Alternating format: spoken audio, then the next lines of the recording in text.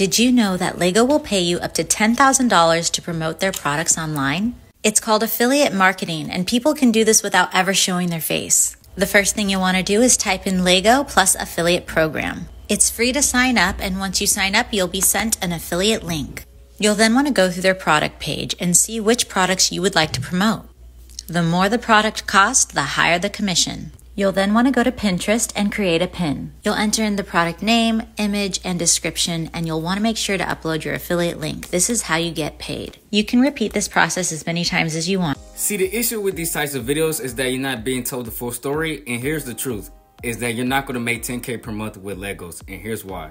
Legos is not going to accept any random stranger on the internet to be accepted into their program, and plus you need a website to get accepted in the program, which you don't have, and you need a decent amount of traffic to get accepted in the program. And Lego pays a low commission rate, which means you need hundreds of sales each and every single day to make a full-time income online. And plus, the ways she teach you how to promote Lego products are not the right way to do it, because you'll end up getting banned and you'll end up making no sales at all. So I advise you to avoid this side hustle at all costs. If you would like more honest and transparent side hustle video reviews, follow me for more.